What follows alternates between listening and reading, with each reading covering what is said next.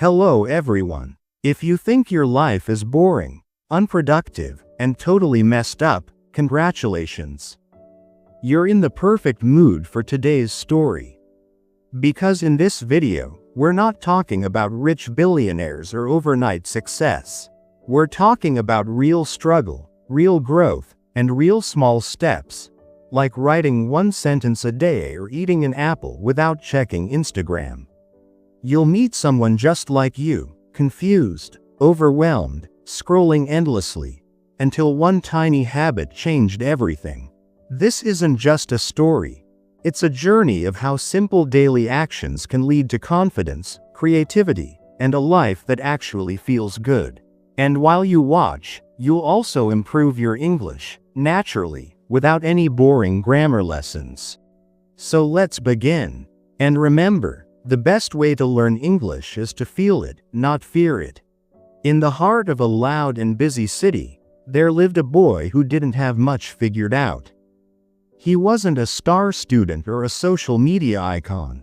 He wasn't famous. He was just normal. Someone like you, like me. Every morning, the same routine, alarm buzzing, traffic outside, and the cold light of his phone screen. He'd scroll through endless posts, people smiling on beaches, launching startups, writing books, winning praise. The more he saw, the smaller he felt. Why is their life so full, he wondered, and mine so empty? On the outside, everything looked fine. But inside, he was tired, not physically, but emotionally. He went to college or worked, past crowds of people chasing goals and dreaming big. But his own life felt like a paused video, stuck. He missed those late-night talks about ideas, dreams, and deep thoughts, the kind that make you feel alive. But instead, most nights he lay on his bed, staring at the ceiling, asking the same quiet question. What's wrong with me? Then, one evening, while holding a cup of warm tea, he opened a random video on his phone. A calm voice said just one thing. Big journeys start with small steps. He paused, rewound, played it again. The words were soft, but they hit hard. For the first time, he felt maybe, just maybe, he didn't need to change everything in one day. Maybe writing one line, or reading one page, was enough to begin. And in that moment, something tiny yet powerful lit up inside him, a spark of hope. He smiled, not because everything had changed, but because he had finally started. That night, lying under the soft blanket of city noise, the boy replayed the moment that had sparked something in him. Just a cup of tea, a quiet video, and a sentence that echoed, "Small steps lead to big change." It wasn't just a line anymore, it was a whisper of hope. He thought about his childhood, when he used to dream about being a writer, or an artist, or a teacher. Dreams that once lit up his heart, now hidden behind grown-up doubts. Were they foolish, or just forgotten? He wondered. That night, with his eyes closed, he made a silent promise to no one but himself. I'll try. No pressure, no big plans, just a small start. The next morning, before the world rushed in, he opened his eyes a few minutes early. The alarm beeped softly. Instead of reaching for his phone, he sat up, stretched, and pulled out an old notebook. One line. That's all he promised. He wrote slowly. Today is a gift. The words felt unfamiliar, but also kind, gentle, like a quiet pat on the back. As he brushed his teeth, he looked in the mirror and asked himself, am I really the same person who felt so lost yesterday? Maybe yes, but now, with a tiny spark inside. The city outside was still the same, loud, busy, always in a hurry. But within him, something had shifted. A calm intention had taken root. The day went on, full of ordinary moments. But in the middle of it, he caught himself opening social media to scroll. His thumb hovered, then stopped. He closed the app and walked down to the corner shop. Picked up a fresh apple. He took his time eating it, actually tasting it. This feels real, he thought. In the afternoon, he sat with a friend at a cafe. His friend talked excitedly about a new project, full of energy and ideas. For a second, he felt left behind. But then he remembered his promise. He smiled and said, "I wrote something today." His friend didn't laugh or look surprised. He simply smiled and said, "That's a start. Keep going." Just those few words, honest, encouraging, felt like light falling gently on a long-forgotten path. Later, as he walked home down a street lined with tall trees and soft bird songs, he didn't feel like a new person. But for the first time in a long time, he felt peace. The sentence he had written echoed in his mind throughout the next day. There was something gentle about it. And real. It made him want to do more, not big things, just something small again. So he added a second habit. At night, before bed, he picked up an old book from his bag. Pages slightly yellow, cover bent, and turned to page 10. The words flowed like a quiet river, taking him somewhere else. Somewhere kinder. A place filled with ideas and imagination. Soon, his days found a rhythm. One sentence in the morning. One page in the evening. Not a routine forced by rules, but one built on care. Time still rushed by, as it always does. But now, he was catching little pieces of it, saving them through words. His sentences turned into paragraphs. Paragraphs became full pages. And one night, in the soft glow of his desk lamp, he realized he had done something incredible. He had written a short story. He read it slowly, like holding something fragile. And as he turned the final page, he felt something rise inside him. Pride. Not loud, not boastful, just quiet, true pride. But life didn't pause for his growth. Distractions returned. Work piled up. He missed some mornings. Forgot some pages. Old doubts came back knocking. "You're slipping again." But he remembered the voice from that first video. Progress is not a straight line. So he breathed, forgave himself, and continued. Write a sentence. Read a page. Try again. And something beautiful happened. He began to stand a little taller. His face looked lighter. His thoughts felt less like storms, and more like clouds that passed. He saw the shift in himself. Not just a boy trying to write, but a person learning to grow. One day, he gathered the courage to ask a teacher for feedback. He hesitated. His finger hovered over the send button. Then he clicked it. The teacher replied with notes, honest thoughts, and suggestions. He read them all. He revised, rewrote, edited, and learned that real growth doesn't come from praise. It comes from a willingness to improve. Some evenings, he walked by the neighborhood park. Kids laughed. Parents talked. Old folks sat quietly. Teenagers shared soda and stories. He watched their faces. Some smiling, some silent, some thoughtful. And in those strangers, he saw pieces of himself. The boy who was once lost, and the one who chose to begin, with one small sentence. And now, he wondered, how many others are quietly waiting for that first spark? Maybe his story could be their beginning, too.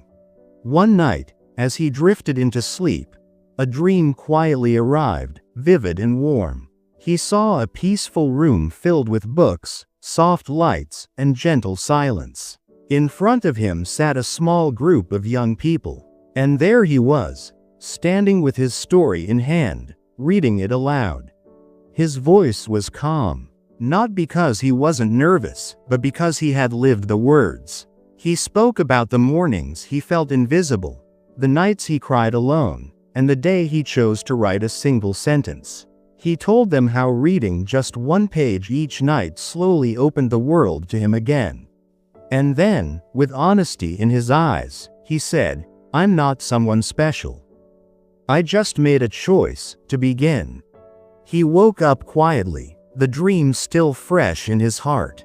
It didn't feel like just a dream. It felt like a message, a gentle push to share. So he decided to act on it. He stacked a few books on his desk and placed his phone on top, switched on a small lamp, sat down in his tiny room. And then, he spoke. To the camera, he spoke like he would to a close friend. He didn't try to sound wise or impressive. He just told the truth, his truth. The struggle, small habits, the way it felt to be lost, and to try anyway. His heart was racing, but he kept going.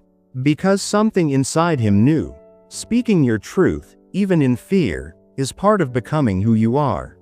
When the video was ready, he uploaded it. No big expectations. Just hope that maybe, somewhere, someone would hear it and feel understood. Then, he returned to his quiet routine, writing in the morning, reading at night. A few days passed. The video got a few views. And then, one comment, "Thank you for sharing. I feel inspired."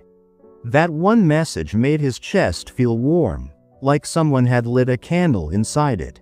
He replied softly, "Keep going." Life didn't slow down for him. There were new challenges, a tough assignment, a stressful exam, a misunderstanding with a friend. But something had changed in him. When his grades dipped, he didn't give up. He studied differently and asked for help. When he argued with a friend, he didn't walk away. He opened up, listened, and healed. And slowly, he understood something deeper. Self-improvement isn't just about growing alone. It's also about growing with others.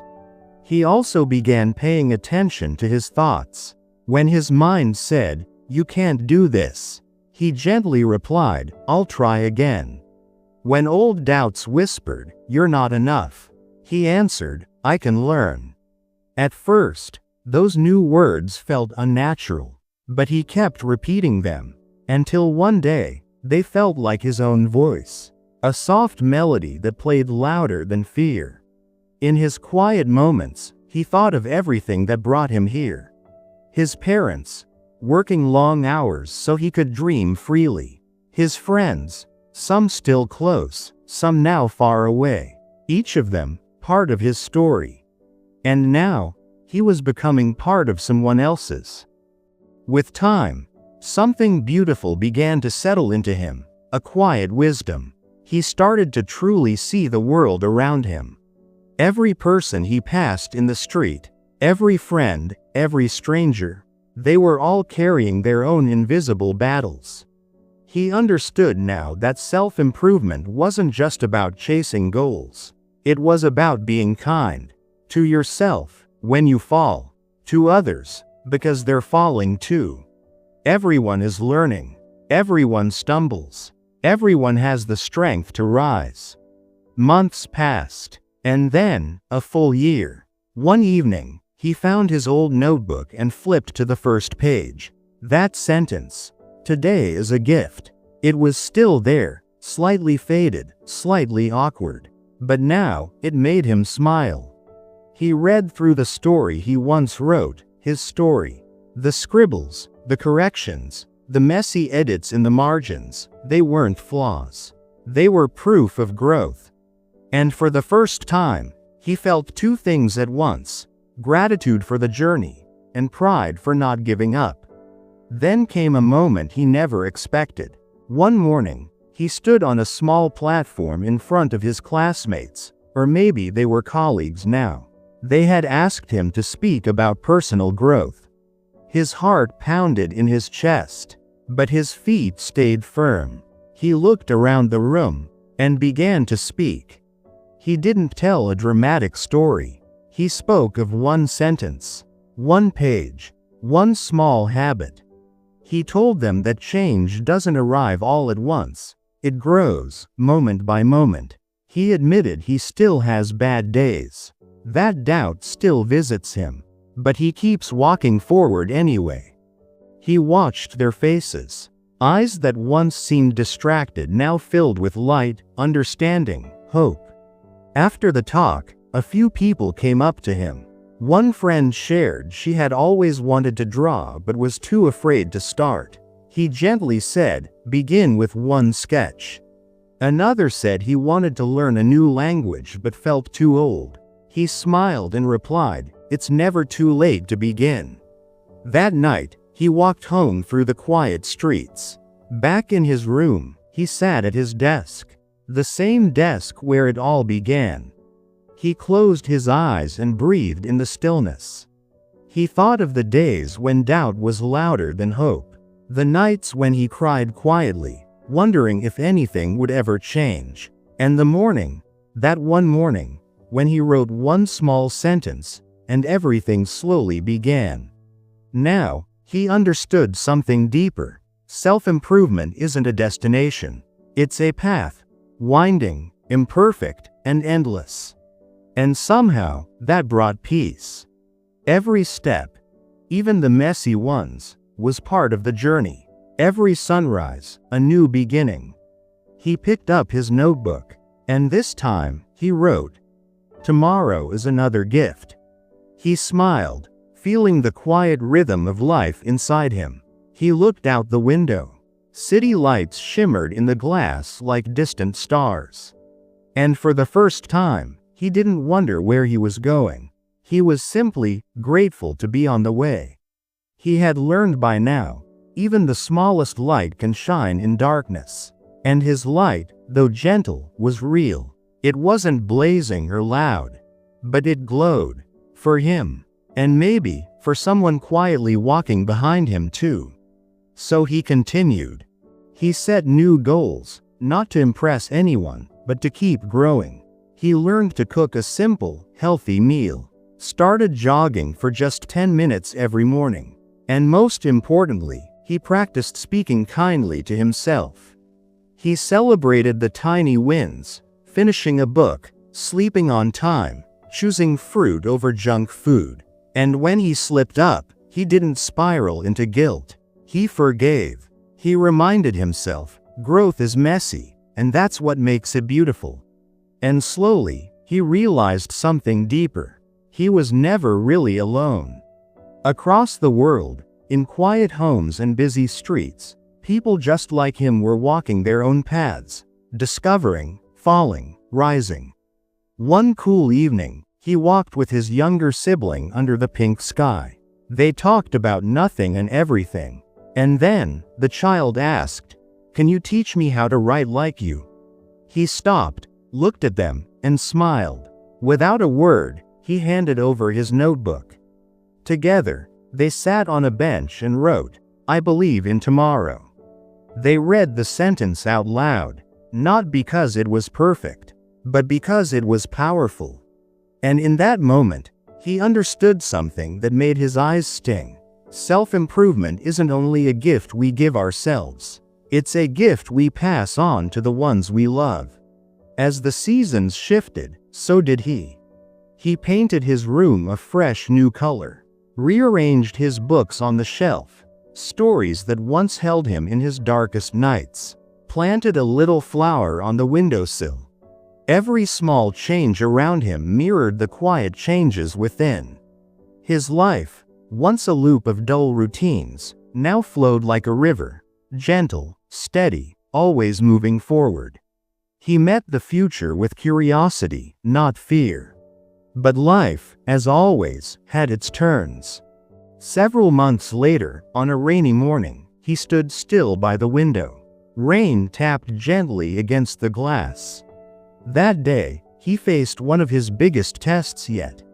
The company where he had been working, steady, secure, was going through layoffs. He had done everything right, stayed late, met deadlines, and yet, he received the same short message, "Your position has been cut." His heart sank. The hallway felt longer, the office colder. He packed a few things into a small box and stepped outside. The sky was gray. Puddles reflected flickering city lights, like the thoughts swirling in his mind. What now? After everything, am I back to zero?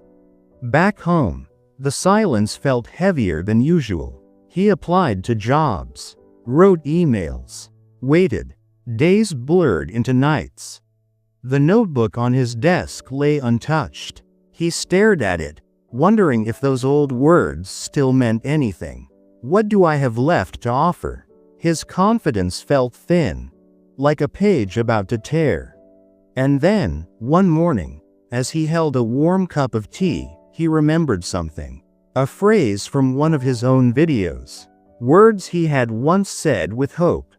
In every setback lies the seed of opportunity. The line felt delicate, like holding a cracked shell, but he held onto it anyway. Because sometimes, when nothing else is clear, just holding on is enough to begin again. He had once thought that self-improvement only lived in good days, in achievements, applause, bright mornings. But now, he understood the deeper truth. It's how you rise when things fall apart. Losing his job didn't break him. It revealed something else. A chance to build, not chase. So he stopped scrolling job listings for a while. Instead, he looked inward and quietly asked himself, what can I create with what I already have? His mind drifted to an old love, simple design. He remembered the joy he once felt sketching tiny planners, drawing layouts, organizing space with care. And slowly, the idea took shape. He opened his laptop, not with pressure, but with purpose. And he began designing something he wished he had years ago. A simple daily planner. One that didn't overwhelm, but guided.